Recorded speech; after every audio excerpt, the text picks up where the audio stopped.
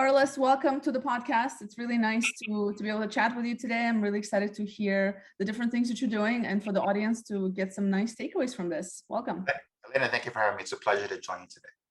Carlos, just to give our audience a little bit of a context of who you are and your background, can you give me a little snapshot of your career journey up to where you are today? Sure. I started my career after graduate school as a journalist in Latin America. I'm from El Salvador originally, and I grew up as a refugee here in the US. And when the war ended, I went back and spent 3 years as a reporter covering the post-war period in El Salvador. Interestingly enough, a friend of mine in grad school had become a consultant at PwC, and her boss wanted to publish a book, but he just didn't want to write it. So they were looking for a ghostwriter for his book. They contacted me. I came back to the US, ghost wrote the book for this partner. When the project was complete, he said, "Hey, I think you'd be a good consultant. How would you like a job?" So I didn't know anything about consulting at all. I wound up at PwC as an associate. Long story short, wound up becoming a partner at Accenture and then later at Ernst & Young. After my consulting career, I joined a really amazing company called World 50, which I always say it's secret Davos. It's a private CXO club for about 1,500 chief blank officers from all over the world. So I had a chance to work on innovation projects with CHROs, chief marketing officers, chief communications officers, finance, supply chain procurement. It was a really phenomenal kind of inside look at what life is like as a chief executive officer and as a CXO anywhere in the world. In 2019, I left World 50, decided to become an independent researcher and author, which is what I do today. And I'm also on the faculty at the University of Maryland Business School and at Georgetown Business School. Very nice. It's interesting because you're like the theme that comes out of your career when I hear you talk about it is like communication. And I'm sure as of course you're going to tell us more about your book, but I'm sure that you're probably the right person to talk to when it comes to influence and having experience in such different organizations, and especially in the World 50 organization. I think it's going to be I think it's quite insightful of things you can bring to the table. So I'm really curious to know more about that. Well, Elena, it's interesting. When I was at World 50, people would always ask me, what's the number one issue that keeps CXOs awake at night, quote unquote. And I would always tell them, it doesn't matter where I'm in a meeting with chief digital officers or CHROs or CPOs. It's amazing how the most common challenge is storytelling. It's remarkable how at a very high level, that really becomes a great determinant of success in the C-suite. You have to tell a story to your board, a story to your CEO, a story to your peers, to your direct reports, to the company, to your customers, to Wall Street sometimes. And it is a defining problem of being a very, very high level senior executive, that being able to tell a great story, to persuade, to convince a team that the way you want to do things is the right way to go, becomes, I think, it is, in my opinion, the most important determinant of success. The other one being chemistry. Do you get along with everyone else? But by far, narrative and storytelling were a paramount issue. And when we had guests like reporters and storytellers in our summit, it was always a phenomenal conversation. There were so many questions, and that's part of what inspired me to write this book, was the time I saw spent with people who really value storytelling as a leadership and management discipline. Hey you, thanks for watching. If you're enjoying this episode, make sure to share it with friends and family who might find it interesting. Make sure to hit the subscribe button as well to stay up to date on weekly new videos that are going to be coming out with some awesome guests that I bring on. And if you have any questions, use the comment section to ask me questions, to interact. I look forward to talking to you. And I would imagine that will require some level of specific soft skills that we like to talk about, right? Like empathy and emotional intelligence. Well, it's all part of that. But I'm curious.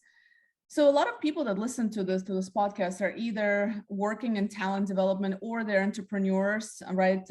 Aspiring kind of business leaders. And one of the questions I get quite often is, what does it really take to get to that C-level suite of your career? And from what I understand, it's communication, but I'm curious, how do you see it? Is it something that can truly be developed, that charisma? Because there's a charisma piece when it comes to storytelling, right? And there's also that confidence. So do you feel that anybody can develop that, or do you feel it's just innate and you either have it or you don't?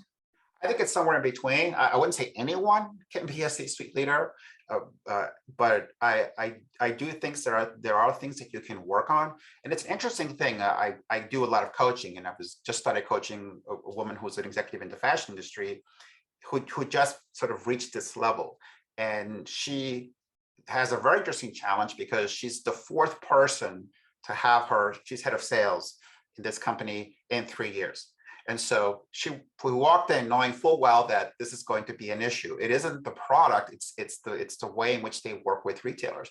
And as we talked about this role, the thing that we kept coming back to is early in your career, you are measured by visible things, numbers on a spreadsheet.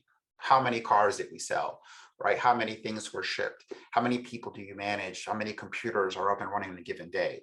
As you move higher and higher, especially with the C-suite, you're now sort of judged by things that are not so visible. Again, I always say it's like when those movies where somebody's going through a whole bunch of lasers to steal a diamond, right? They're there, but you can't see them. And that's kind of what it's like. Suddenly, if you get along with the C-suite peers, that becomes critical. Do people believe you, right? Do you seem authentic? Do you understand all the personalities of the board? So these are, while there's some intuitive, I suppose, ability in these areas, they can all, I think, be developed over time. This is why people who are very good coaches, do what they do, consultants, but also there's always a lifelong learning. The best C-suite people I work with are constantly doing two things. I mean, one is they're always learning, they're always reading, and they're always talking to their peers. In fact, we used to always say the foundation of World 50 was that it's very easy to become isolated as you reach the top levels of global business. The more isolated you are, the lower your chance of success is. Mm. Yeah, absolutely. And I think that, well, luckily, I guess there's been a lot of recognition in this space that this is so important. And particularly, at least in the talent development world, I've seen this really in the last few years. And that's because the talent that's coming into the workforce is no longer there to simply kind of, get that paycheck. And some are to an extent, but the generations coming in are really looking to have that purpose, to have that leader, to have, transparency in organization, to be able to be creative and innovative and really feel that they have the safety, so to say, to do that. And I think that more and more leaders are starting to recognize that, which is why I think also I've seen coaching, executive coaching, pick up in the last few years. It's been popular, but I've seen a huge, at least in our world, like a huge increase in demands for executive coaching, because talent has always been a challenge, and it's becoming more of a challenge as the world's changing, the new generations coming in, and just profile of the worker and just the way that we work, especially over the last couple of years of all the shifts that have happened. Have you seen that as well? Absolutely, and I think there are two issues at play here. The first one is, you mentioned the first one, which is there was a time when we had this idea of work was on one side of the line and life was another, and you quote unquote balanced life and work. I think today that isn't the case, especially after COVID. There was an integration of work and life. So it isn't one or the other, they're the same thing. And this realization that I spend most of my day at work, and I'm not going to suddenly start living when work is over. Work is a part of life. And so that realization, especially with younger workers, has put demands on work that maybe were not there in the past. People expected to do more and do different things in their life. The other thing is the movement towards what I would call sort of sustainability in the broad sense for corporations. It's interesting. I was at a chief sustainability officer dinner one night, and I was asking the table, how do you define sustainability? And somebody had a phenomenal answer. It was one of the European executives. And she said, we define it this way. She's sustainability officer for a big automotive company. For us, it's a social license to operate. Imagine, she said, that you're the CEO of a big company, and you have to fill out an application every year and pass a test in order to keep being a company for the next 12 months. So the idea of sustainability is that every time you go take that test, you can pass the test. Now, the best companies are always trying to put new questions on the test so that they can answer questions others can't. Are you recycling? Do you measure carbon emissions? The worst companies are trying to not have to answer those kinds of questions. So for her, I thought it was just this phenomenal idea that she said, in our company, we're always trying to get the teacher to put a harder and harder question because we know we can answer it. And we're always trying to push what it means to be given license to operate by your country, by society. And I think with that movement, what happens now is that there's an external pressure for a company to be ethical, for a company to demonstrate that it has equitable practices and other issues that didn't exist in the past. So you have this, if you're head of talent, you have these two issues. One is external, as society puts new demands on the company, and the other is internal, as your employees put new demands on work. And I think those are the two things that I've seen that are changing this conversation. Yeah, I always, when I have these conversations about talent, this, the reports from Gallup and various other McKinsey's of this world are kind of coming out to say how many people are actually disengaged in their work. And surprisingly, that number hasn't changed. And, and I'm always curious when that number is going to come down. I think it's like an 80 or 75 or 80% of employees are disengaged.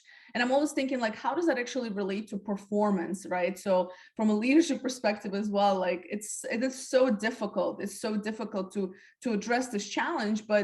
And I'm hoping we're going to see this with kind of new ways of work and new generations coming in, because I feel like we've just brought awareness to it in recent years, but no change has actually been taking place. And I think it's going to take probably a few more years for us to really lower those numbers and for people to be engaged, because I just can't imagine how much money is being lost when people are disengaged. And we know, I mean, there are numbers around that. So there are metrics, obviously, around these things. And then on top of that, just the whole well-being aspect as well, because being in an organization and feeling connected, that, if you don't feel like your individual values are aligned, or if you're not sure what your purpose is in that organization, it's very difficult to then also, it impacts your well-being. So whether it's mental well-being, right, or just your overall wellness, essentially, because you're just spending hours doing things you don't truly enjoy. But I'm always curious of when those numbers are going to go down. Any thoughts on that? Yeah, it is interesting that some of the most innovative, what I would call HR thinking, is happening in places that you wouldn't expect. For example, companies that have embraced neurodiversity. And I'll give you a real concrete example. I have a friend who's CEO of a small software testing company. Other than he and the founder, everyone is on the autism spectrum. And here's an interesting story. They used to have all hands meetings like everybody else has. So everybody had to come into a big room and just hear the news from the company, the typical all hands meetings. They noticed that there were people who would never speak. They would never engage, to use your term, and they would never ask questions or feel like they were part of the conversation. In the traditional model, those people would be seen as that they had a problem. They had an issue. You're not connecting. You have to fix this problem. Why can't you engage? They sat down and talked to these people, and they said, we don't like talking in front of other people. We feel nervous. So could we join by Zoom? This was pre-COVID. I think this is 3 or 4 years ago. We want to join virtually. So they said, well, there's no reason why you can't join virtually, although you're in the building. So they said, okay, fine. You don't have to come to the actual physical room. So now all of a sudden, a lot of the people who weren't talking are talking. There was something about being connected digitally that made them able to talk. But there was still a smaller group that still wasn't connecting. When they talked to them, they said, I don't like showing my face. Can I put an avatar onto Zoom? And just, I'll create an image and let me speak behind the image. They said, okay, no reason why you can't do that either. So now you have an avatar. Suddenly everyone is engaged. Some people are in the room, some people are on Zoom, some people are on Zoom behind an avatar. And what the CEO told me was, we had to rethink what is an all hands meeting, right? Because this particular population didn't see it the way a normal workforce would.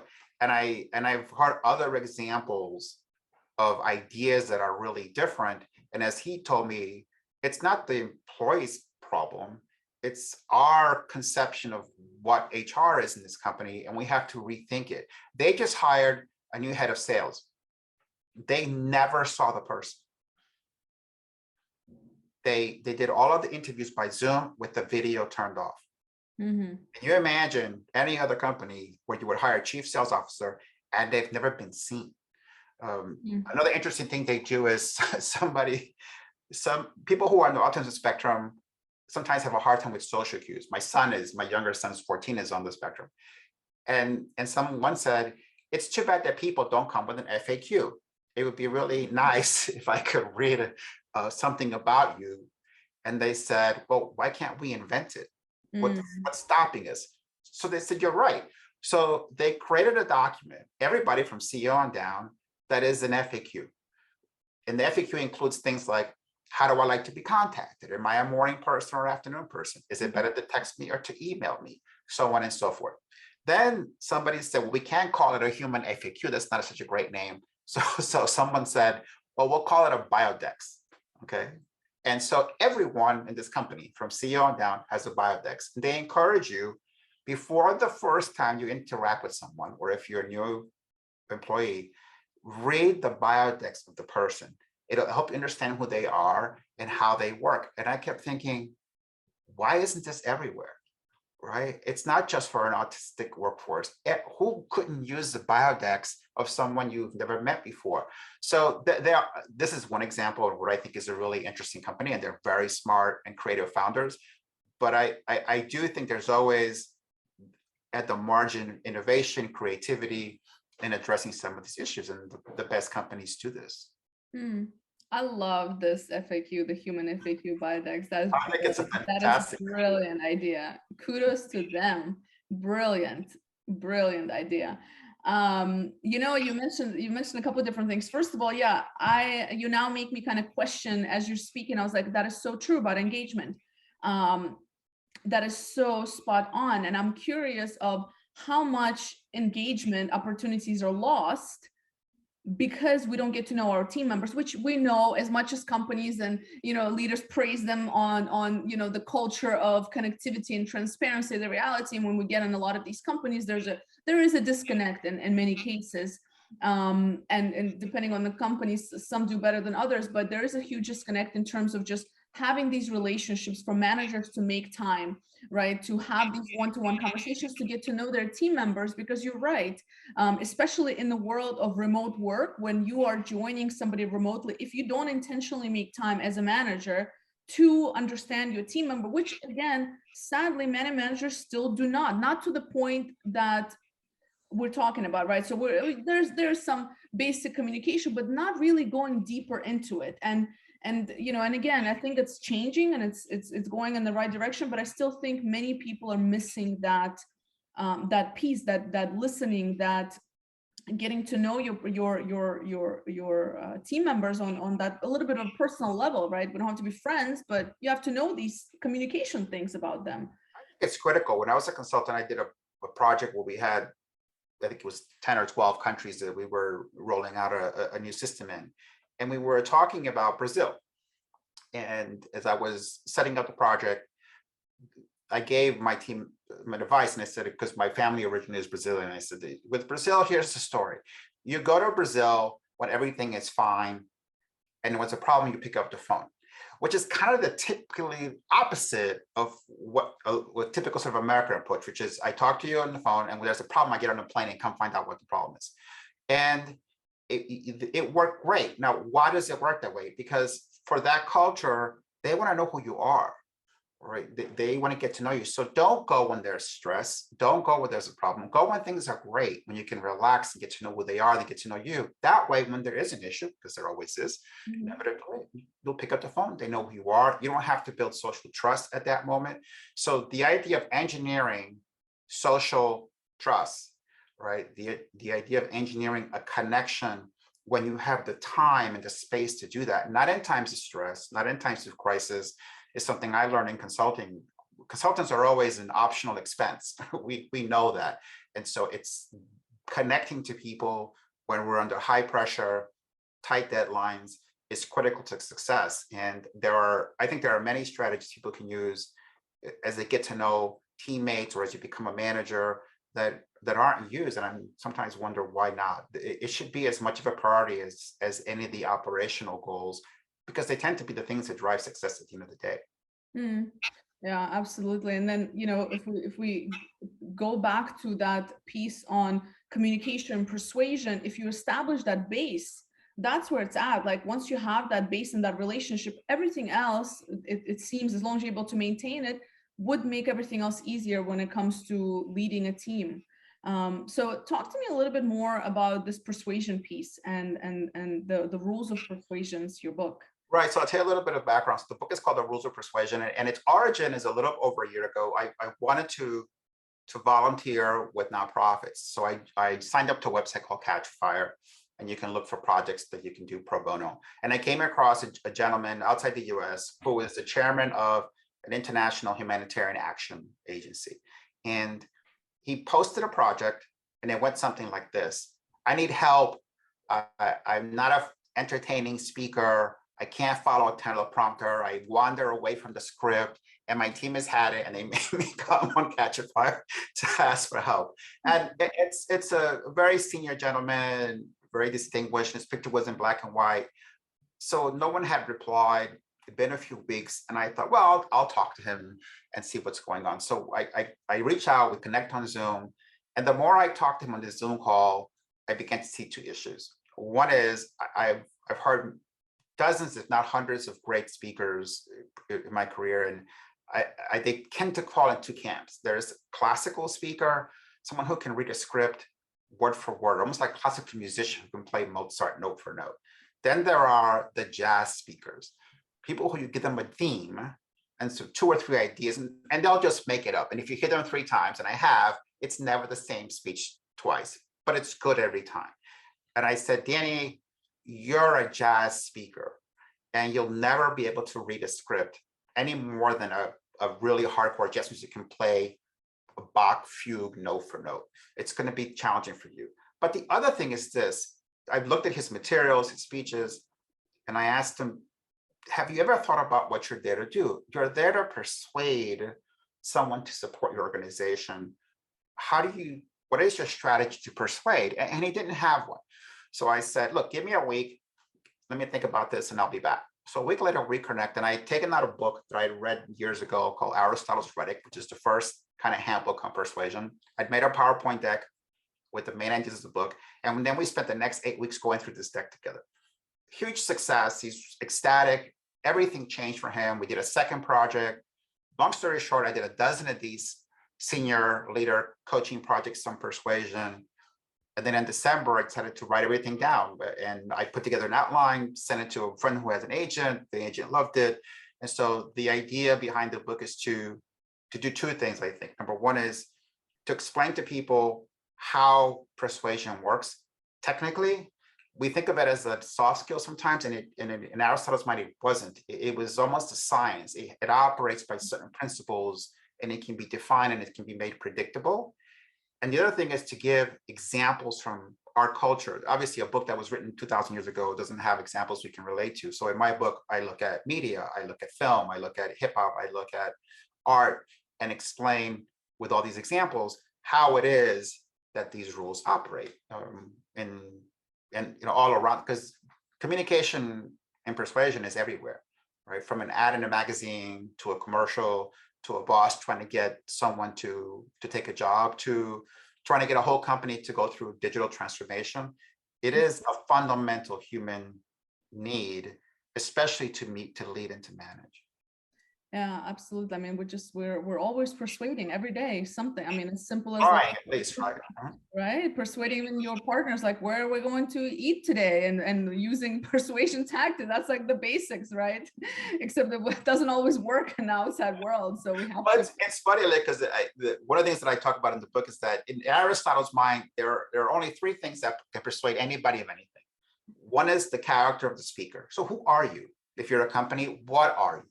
Right. So what are the traits, the characteristics, the history, the origin of the person who's communicating, or the thing that's communicating? The other is the arguments and evidence and proof that you present. Fair enough. Then the third thing is emotion. And it's the emotion that the audience feels or the listener feels as you speak, as you communicate. What I found in coaching executives is they rarely use character, either because they believe incorrectly, I think, that they shouldn't be part of the story, or because they don't know how. Emotion is very difficult for them. Again, either because it's a cultural issue that they don't want to be emotional, or because they don't know how to bring it into the conversation, which leaves you with one thing. I say it's like a ship that has 3 masts, but only 1 sail. It's not going to go very far. And then you have argument. Argument, Aristotle says, it's the hardest to use and the hardest to follow. The hardest to use and the hardest to follow. And so that means that the one thing, which is overwhelmingly, I find again and again, that executives try to use to persuade, is the thing that is complicated to create, complicated to communicate to people, and that people have a hard time processing for lots of different reasons I explain in the book. What I try to tell them is that, listen, it is much easier to persuade with your own character, with who you are, and by making people feel good as they listen to you. And these things they're almost like sitting invisible right next to you, and learning to use those radically changes how you approach a conversation with an employee, with a team, with the board. And they're not that hard to do. You just need to become aware of them and to start putting them into your communication strategy. As you're speaking, also, I'm curious. So you mentioned you looked at some, like there are some cultural differences, but I'm curious, in your research, we came across how does persuasion look in different countries? And a few years ago, I was in Hungary doing a workshop, and I remember, and we talked a little bit about like networking and building the network, and I remember they were so against it. There was a group of fresh graduates from a traditional Hungarian university, and they're like, Elena, we just don't do it. We don't do it. We don't ask anybody. We don't sell ourselves in that sense, like when you're, pitching. So I'm curious, have you come across anything in your research, like how is it a very, is it an American thing to be using the persuasion and the storytelling, or?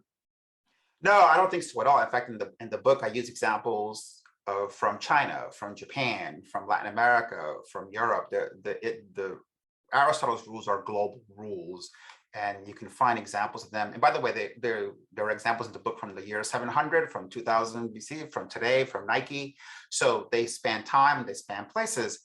That said, certainly certain cultures are more attuned to be persuaded by a certain way. And the analogy I use is music. If you grow up in Japan, the sounds of Japanese classical music sound natural to you. If you grow up in Vienna, the sounds of Mozart sound natural to you. They're both classical music, but you're used to hearing one set of keys, one set of tones more than you are the other, which is why it sounds a little bit different to you. This is an idea that Aaron Copland laid out a long time ago. So persuasion is similar to that. You are used to being persuaded in a certain way if you grow up in culture A. You are used to being persuaded in a different way if you grew up in culture B. And so in the beginning, it may be a little bit difficult to understand that. But over time, just the way someone who grows up in Vienna can learn to love classical music in Japan and vice versa, different people from different cultures can learn to persuade and to be persuaded in different ways. And I'll give you an example. Right, I'm Latin American. We are more used to emotion as a persuasive tactic because we are more comfortable in many cases speaking about emotion. And I'll give you a very real funny story. I have a very good friend whose daughter who was born with a problem in her skull. The bones hadn't fused correctly when she was very young. And so for the first year of life, she had to wear a protection on her head, little helmet. Okay. And we would always laugh because he would tell me that he would fly from Boston, when he's going to Harvard Business School. And he and his wife with their daughter would fly from Boston to Miami, and then Miami to Montevideo, Uruguay. So the funny part was that on the plane from Boston to Miami, nobody ever mentioned the helmet. They pretended as if the helmet didn't exist. It was invisible. Not one time he said that anybody asked the question. The moment he got on the plane from Miami to Montevideo, all they could talk about was the helmet. Why does baby have a helmet? What's the helmet do? Oh my God, my cousin had a baby with a helmet, and the whole flight was about the helmet, right? And Yeah. so obviously, if you're on the plane with the Latin Americans, if you use an emotional appeal to persuade, it's going to be a little bit more natural than if you're on the plane to Cambridge. But that doesn't mean you couldn't. And I think this is the key thing. You train yourself to understand how these things work, and you can use any of those things, right? I lived in Japan for 2 years, and in Japan, you see all of the three things that work. You see them everywhere to more or less degrees, perhaps, right? But they work everywhere, and they can be a skillful manager, skillful communicator can use any of the three modes, I think, anywhere in the world in the right setting. Yeah, I mean, at the end of the day, I think we're all humans, right? And we all want to feel connected to something. We all want to feel heard. We want to feel like somebody's listening to us and somebody who's addressing things that are important to us. And on top of that, if that person is genuine, has some level of charisma and knows how to storytell, I think that's kind of the magic formula. It's just I think it's having that magic formula is because it's although it seems simple, but it requires so much from what it sounds like of internal work to be able to have the confidence, the communication skills, right? The specific experiences with individuals, because at least what I understand from just talking to different people is that everybody has their own individual approach. So there's a theme that we look for as people, but then to be able to connect with each individual in a room, and like, I don't know, you have an audience of 100 people, right? And that's where that real skill of persuasion comes in. And even then, I'm under the impression there's still going to be a third of people who just won't, you won't be able to persuade. Do you think that there's like a percentage of just like, there's always going to be a percentage of people you just won't get through? There are always people who won't or can't be persuaded. This goes. It's a very interesting question you bring up, because in my book I describe what exactly persuasion is. At least my understanding of this, right? It's based on work of philosophers and psychologists, and the way I describe it goes something like this: we're always in a state of what I call pre-audience. What does that mean? It means if you're on the subway in New York going to work, you're pre-prepared to become an audience. When you suddenly notice advertising, you now have a choice, right? Or if someone wants to talk to you, you now have a choice. You can decide at that point to turn on the audience button. When you turn it on, the first thing that happens is Nike says, just do it. Or I say to you, that's a great jacket. At that moment, the second step is you acknowledge the statement. Right? You accept that it exists. You admit, you recognize that I just spoke to you, or you don't. You walk past the billboard and you don't care. Said, I'm not going to engage. So now step one is you turn on, said, I will become an audience. Step two is you acknowledge the message. But now it gets really interesting. So there's this thing that says, I want you to come work at this company. That's the statement. I acknowledge it. The great persuader then says, okay, argument, character, emotion. What can I add to that statement to make it come to life for you, right? To make it what I call vivid.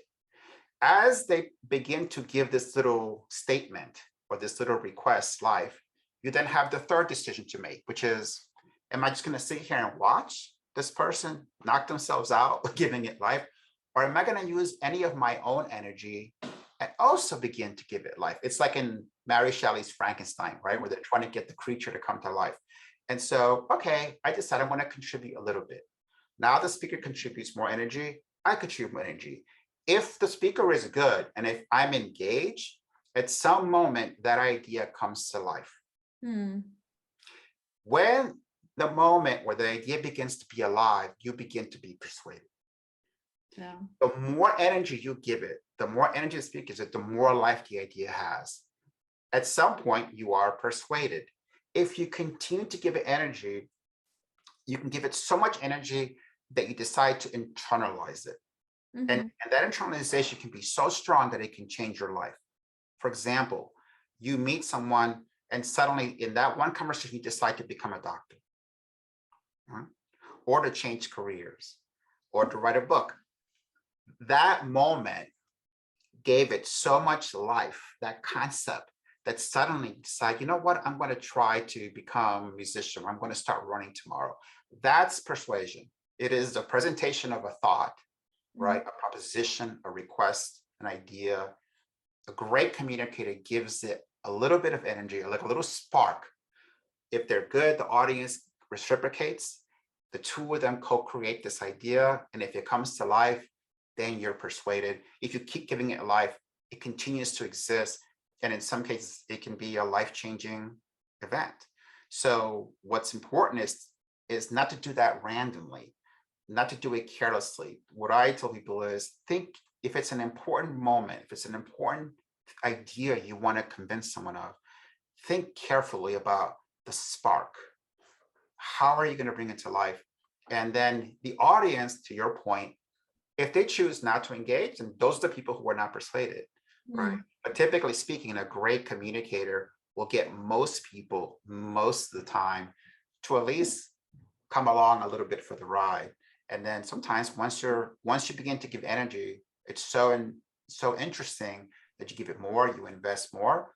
And then at the end of the speech, you say, wow, that was a great presentation, or that was a great speech, or that was a great movie, that was a great whatever, right?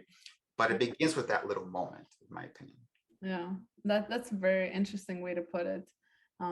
Yeah, I guess I mean, as you're talking, I'm just thinking like just how the persuasion works. And I mean, this is, again, it's just knowing your audience is a big part of it. And that's why, like in sales, for example, you have to do your homework about that, the audience and the person you're speaking with, etc. Because there's so much happens, I think, prior to that engagement, to that individual and kind of their thought process and etc. That you may be able to tap into, but in order for you to be able to do that, that's where the homework comes in.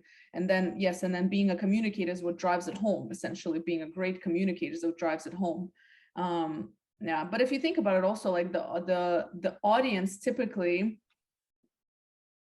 I'm just curious of like, is there a difference between, because usually when you have an audience, so whether you are a leader, whether you are giving a presentation, whether you are giving a sales pitch, the audience is somewhat already has some slight interest to be there in some capacity, right? They already have small buy-in on some sort because they're there, right? So it's like, but yeah, so it's interesting because But you're right. This is a very key point you bring up, Lynette.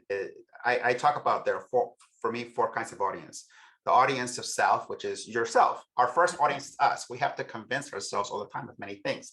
So there is, believe it or not, the process of convincing yourself. There's the audience of one, which is you and I right now, right? We're having a conversation. So this is the audience of the one person. There's the audience of some, what can be called sometimes a specified or a social audience. All our salespeople, all the employees, everybody who likes chocolate cake, right, inside the company. So, and then there's the universal audience, which is anybody, anywhere who lives now or could ever exist, right? And so the nice thing about this is the social audience, the specified audience, is rarely a stranger. It is extremely rare for you to be asked to speak to people who don't have many things in common with you. We don't typically invite rowboat makers to medical conferences. We typically invite doctors to the conference, right? We don't typically invite actors to CEO summits. We invite CEOs. So if you stop to think about it, to your point exactly, you have all kinds of commonality, right? And typically lots of goodwill. What happens so many times that if you're not, the people who aren't thoughtful, they don't use the commonality, and they don't excite the goodwill when that moment starts. And so it's wasted. Here you had all these things that you had in common. Here you had this goodwill. Nobody wants to go and be bored. Nobody wants to go and hear a meaningless presentation. They want you to be good. They want you to like that spark. And so with a little bit of thought, about what would get this audience to give me a little bit of energy that I can then build on. Just that one little moment can be the difference between an engaging communication with an audience or one that is forgotten the moment that it's over. And when you watch people who are very good at doing this, and I've seen dozens, right? This is exactly what they do. They have this ability to say, they think carefully. When we used to host, events, and the good speakers would come in, they'd ask, who's in the room? What are they like? Who was the last person who spoke to them that did very well? It's 10 minutes of questions. Mm-hmm. Already he began to frame, right, the strategy in such a way that the audience feels this person came to talk to me. And that's it. You do that, and most of the time you're going to do great. And the bar is so low, unfortunately, right? In public speaking, right, or in management, that anybody who makes any kind of effort usually is already way ahead of the pack. Most of the time. Absolutely. I mean, listen, even the event management companies, sometimes when I speak at events, I'm still surprised of how often they don't tell. It's almost like they don't care who they're invited, like they don't care to tailor to that audience. It's like, I have to dig and ask, who am I speaking with? How many people is there? What are they like? What are the profiles? I'm continuously just mind blown of, I'm like, don't you understand the importance of this? Like this piece that we're doing, so like, I need information. Spot on. Yeah, I'll bring up one other thing, and that is, especially for senior executives that I coach on, and that is, there's a gray zone between persuasion and coercion. Mm. So there are two ways to get someone to do something. One is persuasion, which is you convince them and do it willingly, or coercion, which is you force them to do it unwillingly. When you're a senior person, there's a factor of status, which is the speaker's position relative to the audience, that can make this a very difficult line to draw. And unfortunately, too many times, people think they persuaded, but all they've done is coerced, right? And I tell people, listen, if you walked out that door tomorrow, do your ideas persist? Do your projects continue? Do the values that you think are important, do they remain? Or do they walk out the door with you? If they walk out the door with you, then you've probably been coercing and less persuading. And coercion can be as simple as, hey, I really love this management book. Why don't you read it and let me know what you think? You have already tiptoed into the world of coercion and not persuading, right? And it may not seem that way. And unfortunately, this happens a lot. The other thing is, I mentioned earlier that the second kind of audience is the audience of one. But there's two conversations you and I could have one-on-one. There's a dialogue, which is you and I both want to get to an answer. There's a debate, which means you have an answer and I have a different answer. And we're going to see which answer is correct. Once again, I've seen time and time again as a consultant and coach, people who honestly think they're in a dialogue and they're not. They're in a debate. Or they start in dialogue and they're still debating. We want to have a dialogue about a new project. We wind up in a debate about why the last one failed. This is very easy to fall off this cliff. And it takes a lot of skill to say, I will not debate. In fact, sometimes you lose a debate in order to persuade in the dialogue. It's okay. Are you there to win a debate, or are you there to persuade? It is unfortunate how many, especially I think with managers and leaders, they fall back, they default back into debate mode, when really what is required is a dialogue. And that's a very different thing. It operates by completely different rules. And winning a dialogue, quote unquote, or getting a successful dialogue is a better way of putting it. A successful dialogue is completely different from success in a debate. And I think coercion, the line between coercion and persuasion, and the thoughtfulness to say, I came for a dialogue, not a debate, are two of the hardest things to get right when you're a leader. Yeah, well, because it requires you to pause, which I think in leadership positions is sometimes difficult to do. Right. I mean, I don't want to say it's difficult. We're just not trained to pause, because it requires a certain mindfulness and awareness and a certain preparation prior to specific conversations. And typically what happens is we're just running and firefighting and problem solving, right, and not making space for that thought, and until you train your mind to recognize that this is the conversation. And with leadership, I mean, you probably know better than I do because you work with a lot of the senior leaders, in terms of the longer you've been in a particular position, the harder it is to make that adjustment unless it's been made from the beginning, which is why, which is a conversation for a whole other podcast, but which is why I think the importance of these conversations and these kind of topics for even younger generations as they grow in their leadership roles, to have that and to practice it from the beginning, regardless whether they're in a typical leadership position or not, but just to be able to have these kind of communication skills, which I think is a big part that's missing even in the young talent today. I'd love to add a comment to what you just said. I think you're absolutely right. In the book, I explained that persuasion is, in Aristotle's terms, something called a techne. It's a word that existed in Greek that we don't have an English translation for. And it meant a kind of scientific art, right, that had a practical goal. And why that's important is that it requires practice. So you're absolutely right. If you practice and understand the rules and understand how these things work constantly, then you can be thrown into a meeting and probably do it well, because you've internalized it over years and years of practice. Like a musician who suddenly is told, hey, play something, they don't need to warm up, they don't need practice because they've been playing for 20 years. If you haven't, you're very nervous and you make mistakes because it hasn't been internalized. The more you have it practiced, the more you need to think about it beforehand.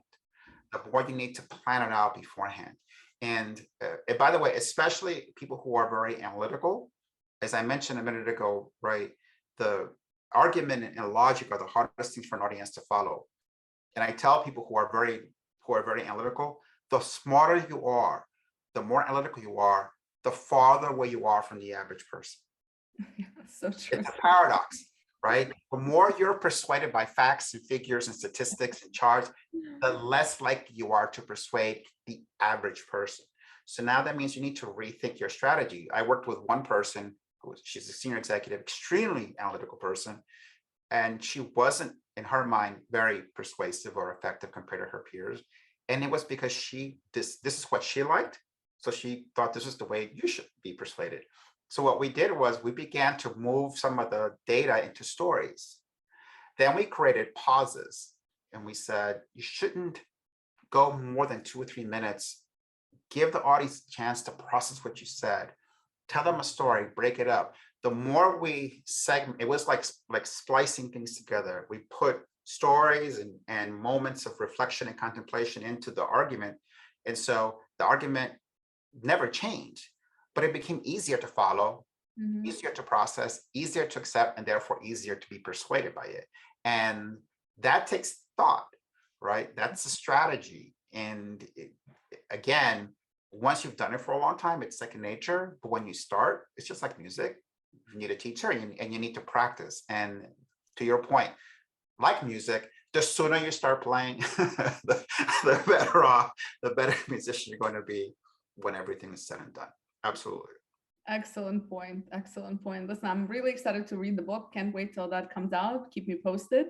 Will And do. I know that you also have a wonderful blog where you address some interesting perspectives and about influence and persuasion. So where can people find you? Where do you most hang out at? Where can they sign up for the newsletter? It's on Substack. So if you look up Persuasion Rules, it's called, or Carlos Alvarenga, my name, either one will take you to my newsletter. You can sign up there. And the newsletter, does 2 things. It's a companion to the book, because the book will not be out until later this year.